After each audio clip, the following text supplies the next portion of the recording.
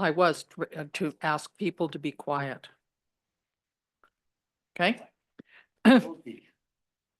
Good afternoon, everyone. Welcome to the Town of Vesuvius regular open meeting of council, April the 22nd, 2025 at 2 p.m. in council chambers.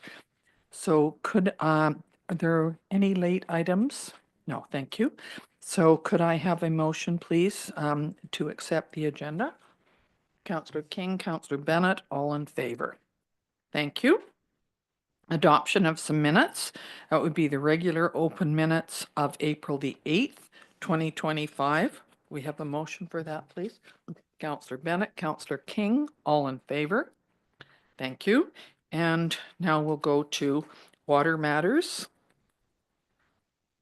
And this is to report on Water District 8 and 9 financial accounts as of April the 22nd today. Those are in the amount of $36,035.61. And so we're looking for the approval for information purposes. Councillor Moreira, Councillor King, all in favor. Thank you. And staff reports, general fund. Hang on, got too many of these things in here. Okay, general net payroll, Sun Bowl Arena financial accounts, general cash requirements as of today, $345,113.22. Sun Bowl cash requirements of $1,671.34. Net payroll accounts of $109,424.58. So could we have a motion to accept those for information? Councillor King, Councillor Poderica, all in favor. Thank you. Excuse me.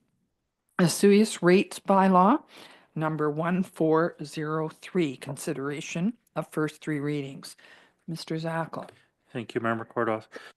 So this is Vesuvius tax rates bylaw 1403, consideration for first three readings. The 2025 tax rates bylaw reflects the property taxes required within the 5-year financial plan, which was adopted by council on the 25th of March. Budget for municipal portions of taxation or municipal 4.995 million, policing 1.282 million, general debt $33,320, fire protection $957,000, fire hall debt $173,000. The town of Vesuvius is also responsible for collecting and remitting taxes for other taxing authorities and include the following: school, 2024 rate is 4.890 million, hospital 696,000, RDOS 1 million or 1.298 million, the regional library 314,000, BC assessment of 127,000, and municipal finance authority for $679. So the average single family resident based on the tax rate bylaw will be paying a $20.31 increase per month for 2025. And at this point in time, the options before council, that council option 1, tax rates bylaw 1403 2025 be read a first, second, and third time. Option 2, that council directs administration to make changes to the Vesuvius tax rates bylaw to change the business multiple and bring back the bylaw for consideration for first three readings. And 3, that council requests further information. So at this point in time, I'll pass it back to council for their consideration of first three readings. Thank you, Mr. Zackel. Council, does anyone have any questions or go ahead, I got Councillor no King? question. I guess there's a typo in the subject line. It should be 225, not 223. You are correct. Didn't even catch that, so, okay, thank you. And we just want to point out that the bylaw needs to be adopted before May 15th. That is correct, yes. Do you have a question, Councillor Chong? Nothing crazy. Thank you, Director Zackel. I would just like for the future to request maybe a PowerPoint presentation that makes it a bit more digestible for the public. But aside from that, Absolutely. no, thank you for the great work. Thank you. And I would have had this Just run out of time. Okay, thank you. Is there somebody would like to move the first, second, and third reading? Seconded. All in favor? Thank you. That includes Counselor Poderica, who is on the Yes. screen today. Thank you. And next, we have the sign bylaw amendment on murals. Now, I know that Mr. Garish is there on the screen. We have talked about this quite often. It was read a first, second, and third time on April the 8th, and today we are looking for the adoption of this Vesuvius Sign Amendment Bylaw number 1282.01. Is there someone? Thank you. Councillor King, you're moving that. Is there, thank you. Councillor Bennett, you're seconding that. All in favor?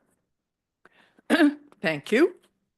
And the next one is the Land Use Procedures Bylaw Amendment, Temporary Use Permits.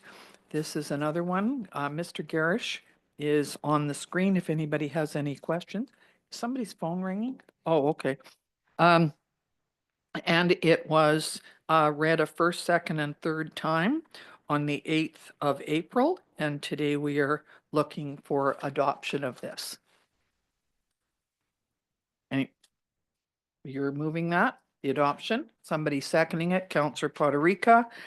Nobody has any questions then of Mr. Garish? Good, all in favor?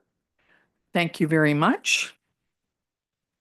And now, Mr. Risling, the Water Conservation and Staged Restrictions Amendment Bylaw and the Water District Rates and Regulations Amendment Bylaw.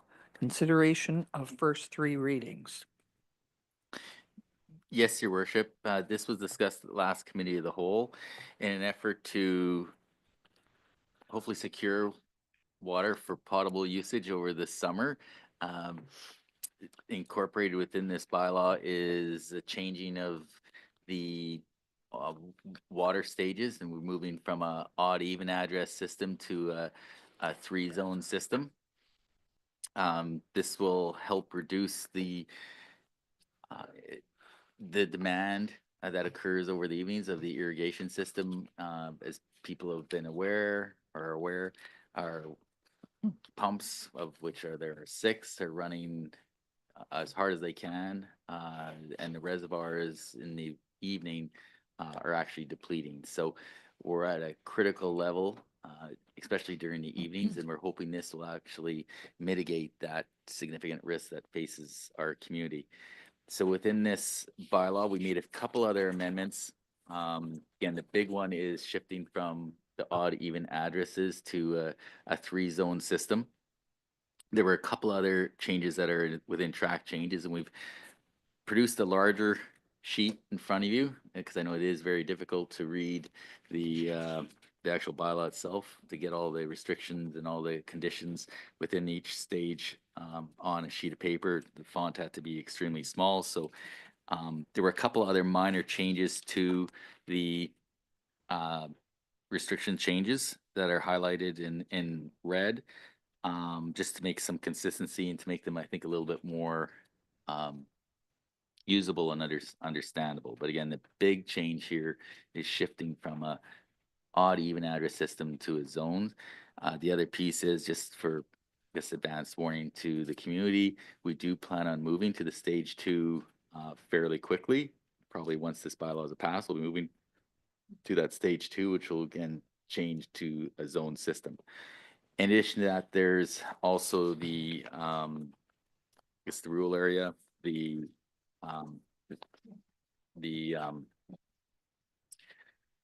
where they're going to be, the systems 8 and 9 are going to be included in this for the potable system, and we're incorporating them into zones, zone 2 and zone 3.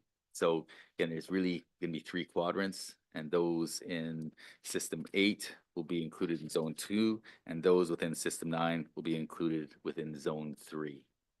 Now, it's very difficult to follow what I'm saying if you don't have the maps and things in front of you. So if council has any questions?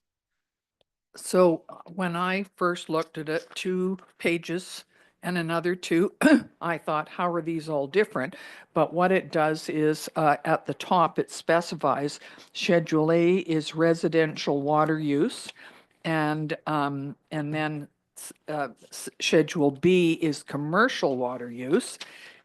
And then the next section, Schedule D is residential water use for System 8 and 9.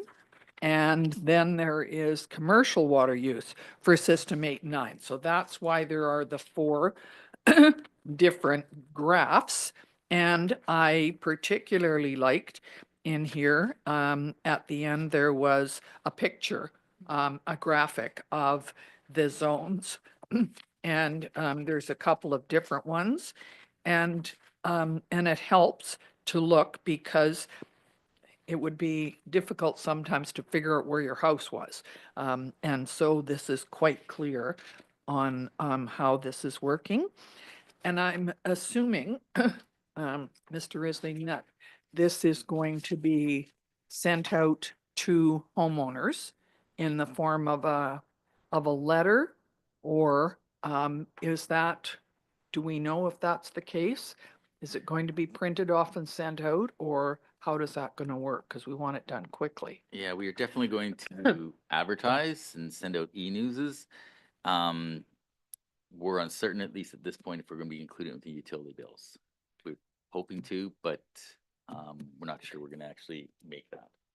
Okay, so people need to know before they turn on their irrigation, which spot they're in and which days they can use watering. We And also plan on actually, sorry, your mayor. Yeah. Your worship, we are also planning to contact the irrigation companies because a lot of them Yes, do that for do their that type of work, and customers. it definitely would be good to get that industry at least educated on the process. So we know there is going to be some hiccups at the beginning, and Yeah. we'll help people through that. And my assumption is it will go on the town website.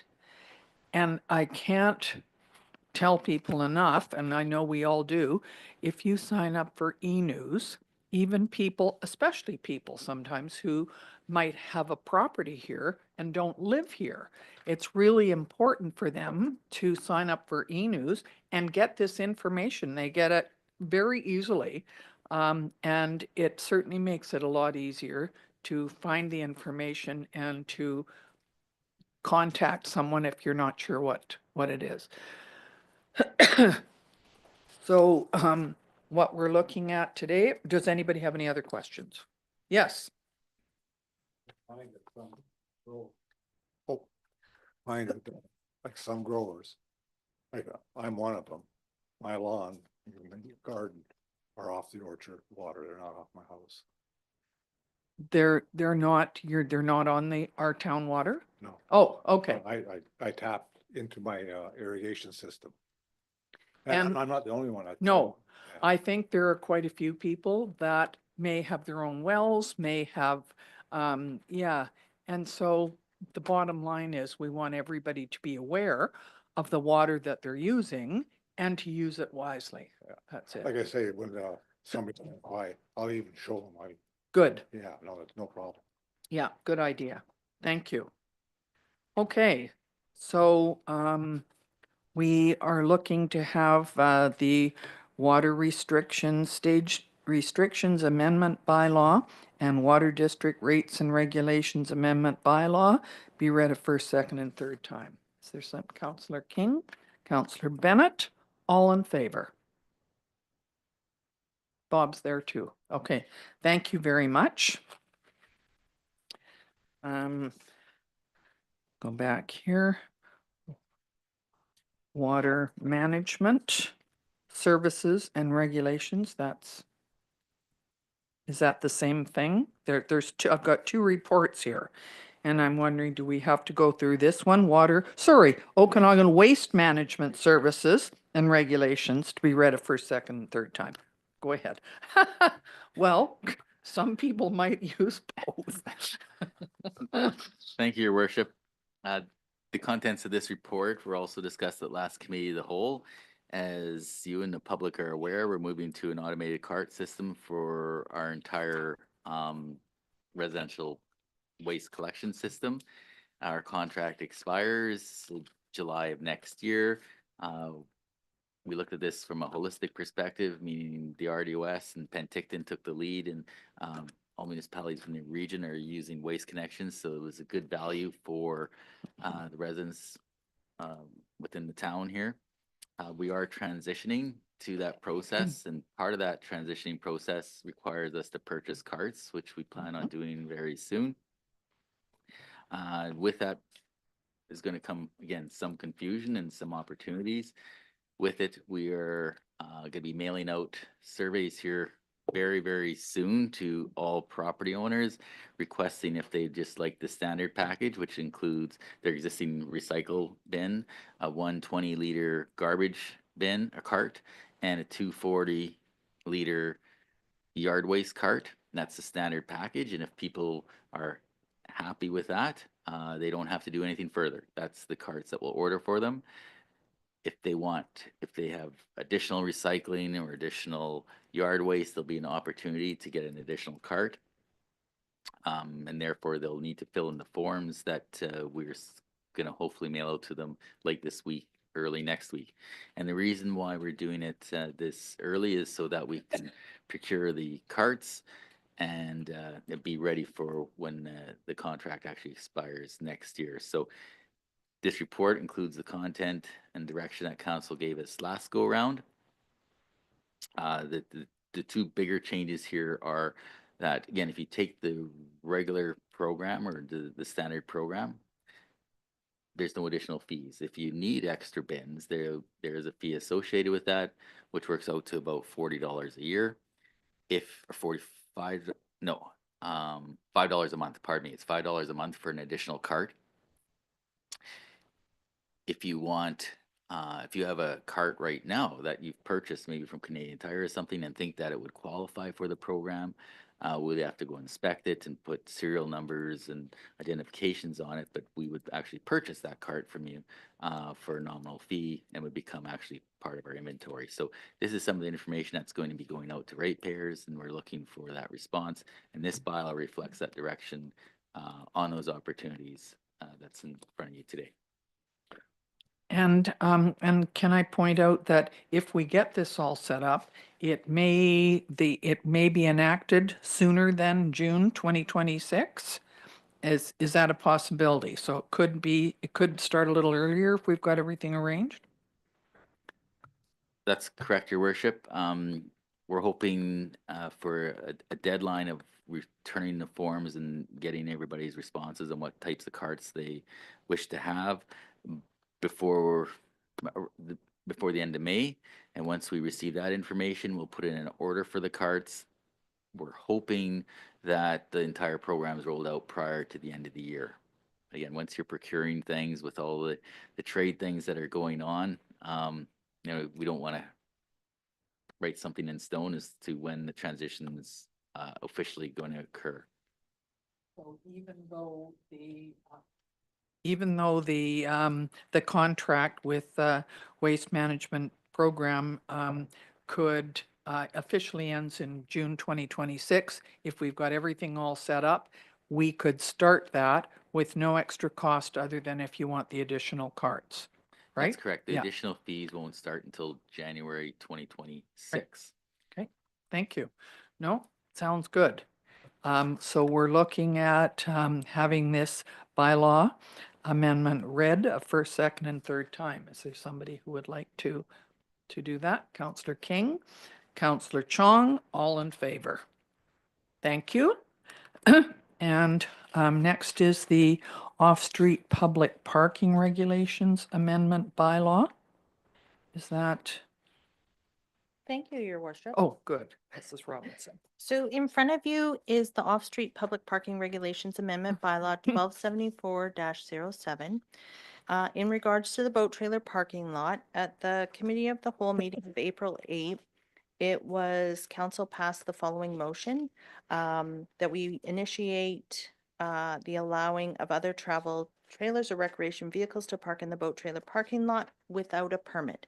So the report in front of you outlines that and the amended bylaw. If you have any questions. Anybody have any questions?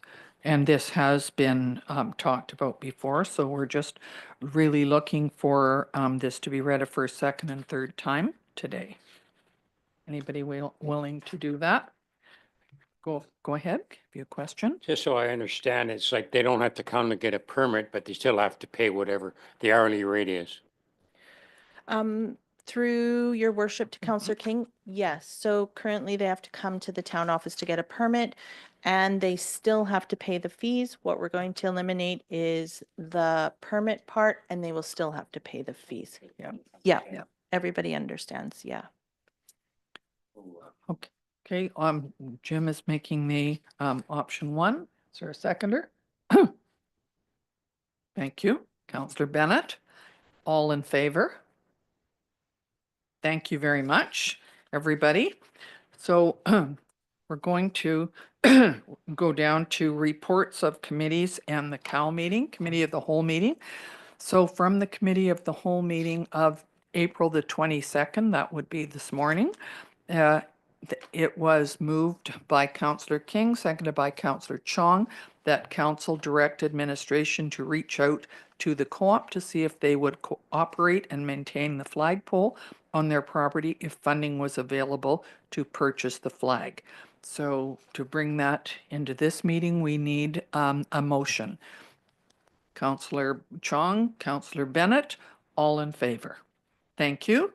And as well from the meeting today, that we need to make a motion that council direct administration to add additional Canadian flags to our current town assets. Councillor King, Councillor Bennett, all in favor. Thank you. And the third one from our Committee of the Whole today, that council direct administration to explore a bylaw and pilot project to allow alcohol consumption on Gyro Beach with stipulations of no glassware. Is there a motion to Councillor Chong? Councillor King, all in favor. Thank you. And from the Committee of the Whole, that the Committee of the Whole recommend that council approve the amended strategic priorities chart with the following change, moving the Airport Committee to May 2025 as contained in attachment 3. Could somebody like to move that? Councillor Bennett, Councillor King, all in favor. Thank you. And the last one, to be considered due to termination of the meeting prior to the resolution, that the Committee of the Whole recommend that council approve the infrastructure strategy contained in attachment 2 with no changes. Councillor Potterica, Councillor Chong, all in favor. Thank you. All right, we will now move on to the report of the CAO.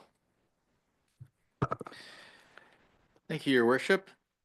We've been working a lot on the resort municipality strategy. As public's aware, we are a resort municipality, and with that, we do receive some additional funding, which contributes to a lot of assets that we all get to enjoy.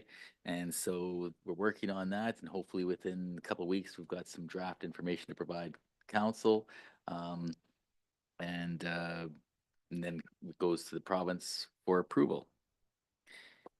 Within community services, a TGIF movie night was held on April 11th, and there was about 20 attendees.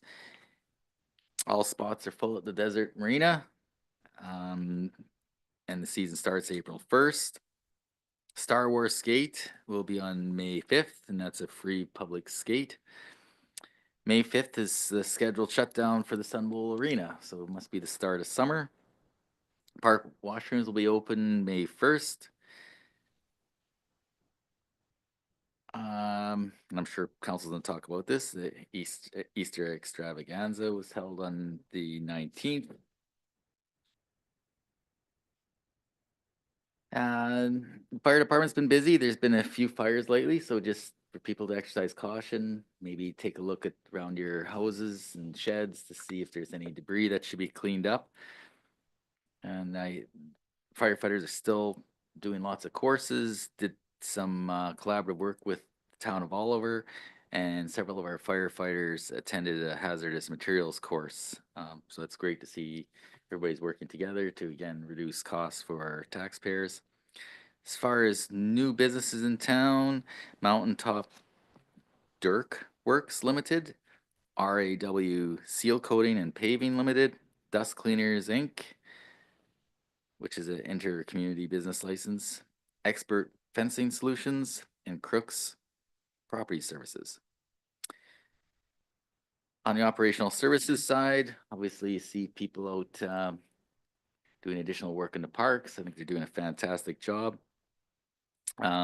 Irrigation system is now activated. However, as indicated, I think this morning, there have been a few leaks detected within the system, and town staff are hoping to get those fixed this week.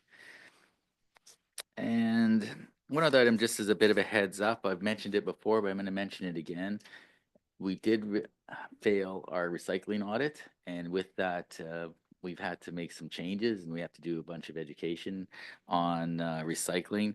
With that is going to be something that it's probably going to be alarming to some of the people, but one of the requirements of these audits is that we're going to have staff actually go and inspect recycling bins.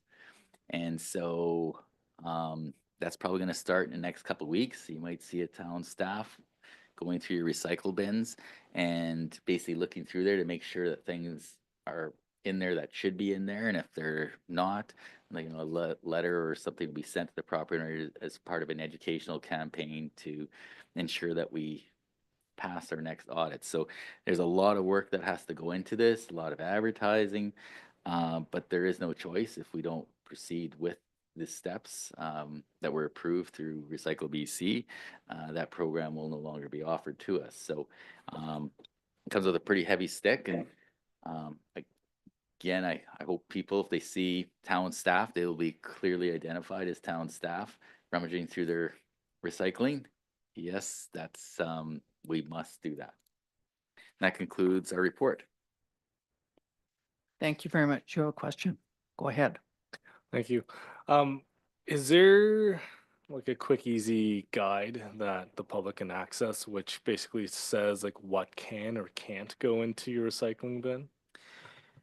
Through your worship, I think we all struggle with that, and there is. It is on our website, but I can appreciate how sometimes it is difficult, especially when you start getting to the plastics.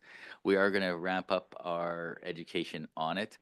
I know one of the things that people are doing that in some ways makes sense, although I learned several years ago not to do it because people told me I couldn't do it, is books. You think it's paper, so a lot of people throw books in the recycling bin. You cannot do that. Books have to go in the garbage, or better yet, donate them to a cause and they can be reused. But we are hoping to do additional communications to assist those that really want to support the environment and doing the right thing. But I think you're right, a lot of us struggle with some of these things. So there is a detailed list, and that's the problem, especially with plastics, because this plastic you can, that plastic you can't, and it's almost like you got to be a scientist to almost figure it out sometimes. So I've looked at the sheets. I'm not sure they're nice, quick, easy as you're saying, but we do have one-pagers on it. Can I also say one of the main things is that you cannot put anything dirty into recycling. Some people throw jars of peanut butter with peanut butter still in them. That won't work. It then gets removed and put into the garbage. Even coffee stains on paper will not be allowed. And at our landfill, I was there, they have bins out there for people to use. And I remember going out, I think it's in October, it's recycle week and garbage week. And the people out there would do a presentation, and we'd go through some of the bins that were out there. And they said that every morning for about half an hour, they'd have to go through those bins and remove things that were not actually recyclable. Certainly the Friends of the Library do a huge book sale in the summertime. So in August, so please remember to donate your books to the library because they can resell them and make money for more things in there. And Your Worship, if I could just Yeah. add a couple more things. Yeah, just- sure. So, and there's also recycling at the bottle depot, and I think the Mhm. electronics and things like that, I think are important. And I And know a lot- glass. And Yeah, glass, I mean, that's a one lot of of the people things use in that it. service. And one of the other interesting things that, well, I didn't know, as far as when you're doing your recycling, you don't put it in a bag. So if you put recycling material in another plastic bag, no, each piece has to be kind of separated. They don't, if you put things in a bag, they do not like that. It slows down their entire assembly line. So it's like, throw the stuff in individually. Do not put all your cans in a bag. You think that's good? That is not good. And unless you have shredded paper can go in a clear plastic bag. Yeah, that's the only thing. So, did you have anything else in your report? Oh, okay. Thank you very much. Could we have a motion, please, to receive the CEO report for information? Thank you. Councillor Chong, Councillor Boterica, all in favor. Thanks. Okay, so we'll go on to council reports. Councillor Chong, you're first. Thank you. So I guess I get first crack at Easter extravaganza on Saturday. Attended with my 3-year-old and what. It was awesome. Always great to see all the fruits of the labor of all our volunteers. And the fire department was out there as well. Highlight was definitely the goats. The goats, yeah. Goats, That yeah, was the amazing. goats. Aside from that, a little bit of a quiet few weeks. But I do want to congratulate Sun Valley Pharmacy on finally opening. And they're doing the grand opening on May 10th as well. So a little plug there. Yeah, that concludes my council report. Good, thank you. And I'm just going to point, because you've mentioned the goats, I asked them, because I was down there for the morning, and I asked them if I needed to come around with a plastic bag and pick up after the goats after they had left, because I was told that was part of my job, apparently. But I did check with them, and they said it is not, their excrement is not going to be a problem for the ground. As a matter of fact, it's good fertilizer. It will dry and go into the ground. So I didn't have to worry about that job. So that was a good thing. Yeah, the goats were a highlight for sure.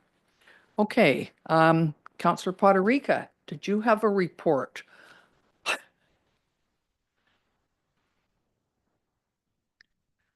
I think you need to, we can't hear you.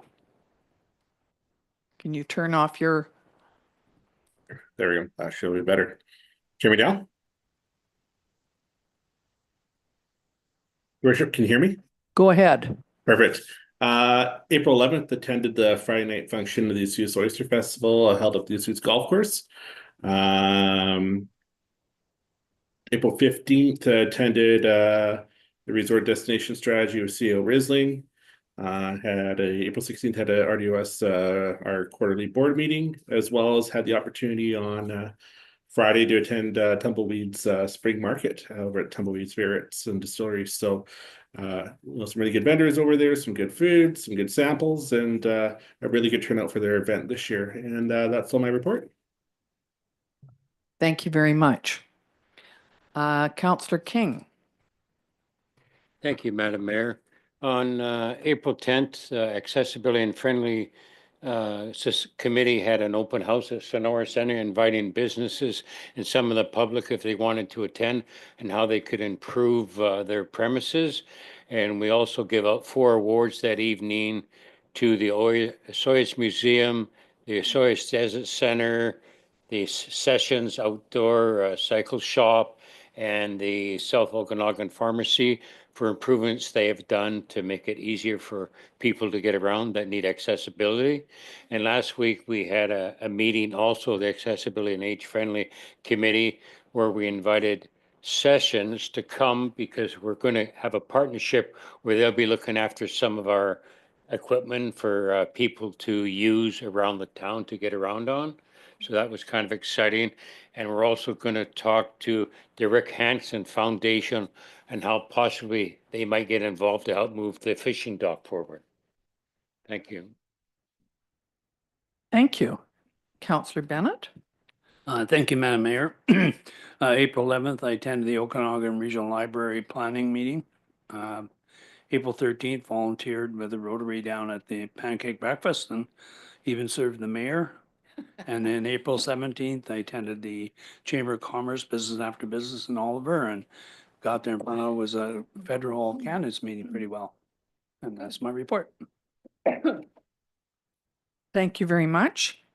And so a couple of things that I've been involved with. I want to say that today is Earth Day. It's April the 22nd. There was an e-news sent out this morning. It is, was started in 1970. So it's been going for quite a long time. It's to sort of preserve, protect, and just make people aware of helping to preserve our environment and looking after our environment. So that's today. And the Desert Center officially, I think they're having an annual meeting on the 26th. That is Saturday. And there's several things on that day as well when I looked it up. The Osoyoos Lake Water Quality Society is having their annual meeting that day at 1 o'clock at the Sonora Center. The Desert Center, I believe it's open from 10 until 2 that day. It's been advertised, can't remember. And the firemen are having the oyster feed that day. So it's a busy day if you want to go to everything that's on. Easter Extravaganza was really a way of honoring our volunteers, many of them from the Festival Society that were there. And we all worked for about 5 hours. So that was that, and it was great fun. It was a perfect day. And I just want to say that the trailer, the special event trailer that we bought with Resort Municipality funding last year, I had the keys and I opened it up, got all the stuff out that was needed with help because a lot of it was heavy, and it was really appreciated because the vests were in there, garbage cans, the bollards so that we could put around the egg hunt. There was a tent in there as well, and lots of things that we didn't use, but it was really appreciated and well used by any group. I appreciate that. I was on the International Lake Osoyoos Board of Control meeting, and I have something, oh yeah, and that was on the 14th, and we were looking at whether there was actually going to be a drought this year. And as of April the 1st, there is not a drought at this point. You will notice probably that the level of the lake has come up quite a bit lately. Partly it's because water comes down the stream, Okanagan Lake, into the river channel. And actually a 1 centimeter rise on Okanagan Lake is equal to 15 centimeters on Osoyoos Lake. That's the difference in size. So and the other thing is the camera at the Zozel Dam has been really helpful. I mean, you can go on our town website and see lake levels right at the very top, and it will tell you what the lake levels are. It'll tell you the temperature. It's done in feet and it's done in centimeters. And there has been a camera at the Zozel Dam. We understand from the applicant, which is the, what's it called? The U.S. Geological Society, I think. They're the ones that keep track of all of this. And they don't have money this year for the camera. So unfortunately, all of us at the meeting were quite concerned about that because we thought a lot of people like to look at that and see where the water level was and so on. So they're looking to see if they can't find somebody that would pay for that. So that was that one.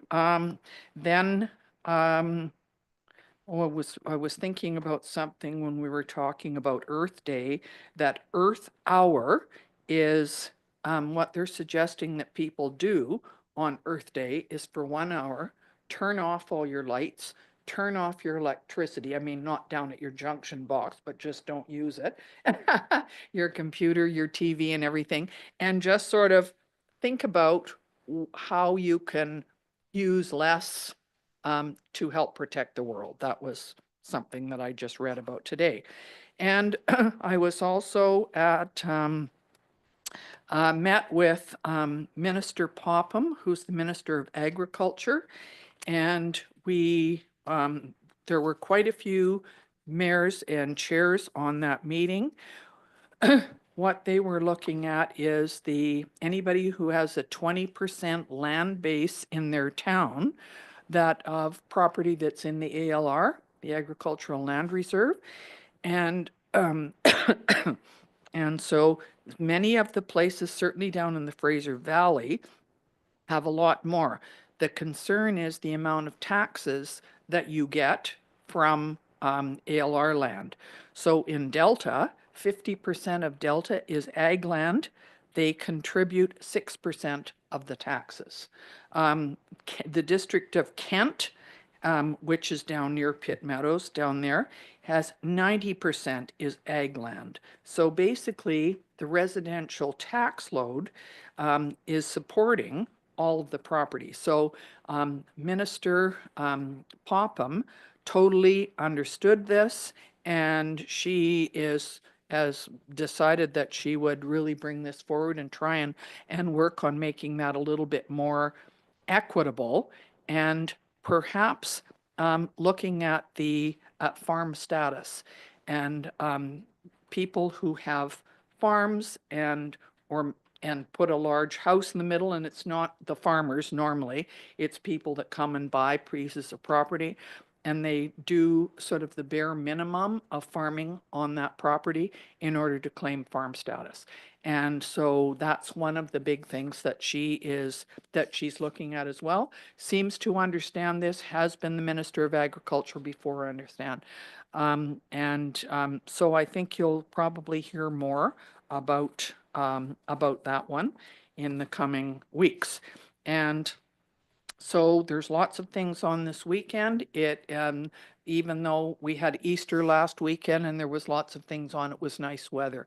So everybody get out and enjoy. Remember to conserve water, do your gardening, pick up your garbage, and enjoy spring because we're well on the way.